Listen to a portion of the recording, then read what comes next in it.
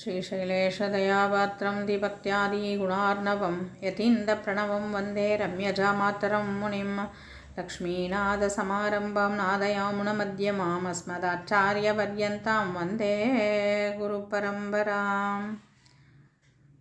நம்பிள்ளை ஈடு 36,000 படி மகாபிரவேசம் முதல் ஸ்ரீயப்பதி படி.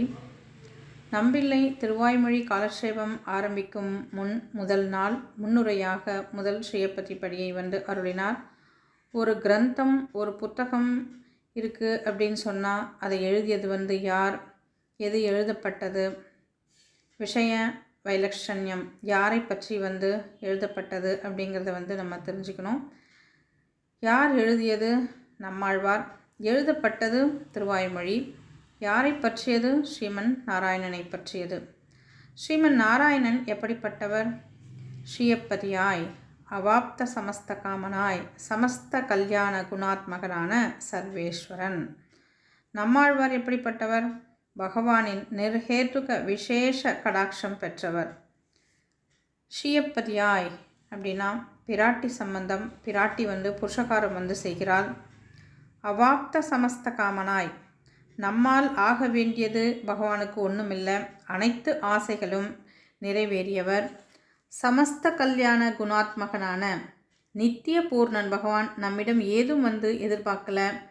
ஆனால் நம்மிடம் சஞ்சித கர்மா உள்ளதே அப்படின்னா எண்ணற்ற கல்யாண குணங்களால் போக்குறாரு. ஞான பல சக்தி வீரிய யசஸ் தேஜஸ் ஐஸ்வர்யம் வாத்சல்யம் சௌலபியம் சௌசீல்யம் காருண்யத்துவம் போன்ற குணங்களால் நம்முடைய கர்மாவை சஞ்சித்த கர்மாவை போக்குறாரு. எப்படி போக்குறார்? யாரும் கேள்வி கேட்க மாட்டாங்களா அப்படின்னா சர்வேஸ்வரன் அனைத்தையும் தன் விருப்பப்படி அடக்கி ஆள்பவர். இருக்கட்டும், ஏன் எனக்கு செய்யணும் அப்படின்னா நமக்கும் பகவானுக்கும் உள்ள உறவேல் நமக்கு இங்கே ஒழியாது. அவர் சுவாமி, நாம் சொத்து. அவர் சேஷி, நாம் சேஷன். எப்படிப்பட்ட ஸ்ரீயப்பதியாய், அவாப்த சமஸ்த காமனாய், சமஸ்த கல்யாண குணாத்மகனான சர்வேஸ்வரன் நம்மாழ்வார்க்கு நிர்ஹேதுக விசேஷ கடாட்ச ஞானம் அருளினார். நிரங்குச சுதந்திரன் பகவான் தடுத்தாரையே கொடுக்க வைப்பார். விபீஷன் சரணாகதி செய்தபோது மறுத்தார் சுக்ரீவன். அவனையே அவனுக்கொண்டே விபீஷணனை அழைத்து வர சொன்னார் ஸ்ரீராமர். உபாயமாகவும் உபேயமாகவும் வழியாகவும் அடையத்தக்க பிராபியமாகவும் பகவான் இருக்கிறாரு. பற்றுவதற்கு சுலபன், பிராபியமாக ஆசிரித்தர்கள் காரியத்தை நடத்தி கொடுக்கும் பூர்ணராகவும் இருக்கிறாரு.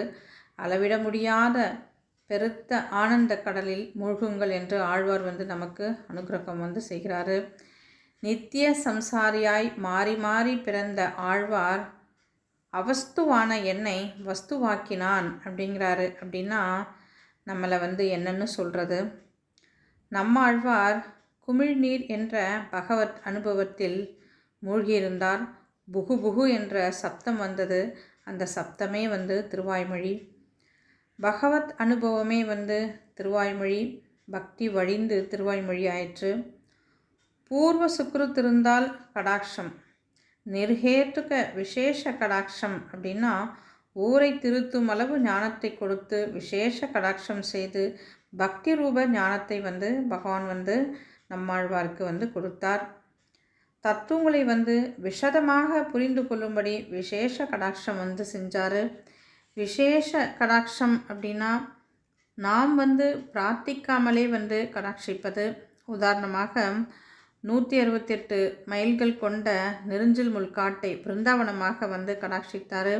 உடனே ஒரே நாளில் அது எல்லாமே மேய்ச்சல் நிலமாக மாறிடுச்சு.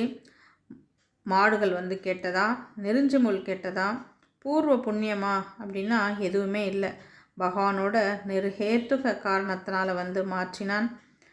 பசுமாடு நன்றாக இருக்க நெருஞ்சி முள் காட்டை மேய்ச்சல் நிலமாக்கினார் போல நாம் நன்றாக இருக்க மாறி மாறி பல பிறப்பு பிறந்த நித்திய சம்சாரியான நெருஞ்சிமுள் காடான நம்மாழ்வாரை விசேஷ கடாட்சம் செய்தார். பெருமான் ஆழ்வாரை திருத்தியதே நமக்காகத்தான். ஈடு வெல்ல இன்பத்தில் மூழ்த்தினான். ஆழ்வார் எம்பெருமானார் ஜெய திருவடிகளே சரணம்.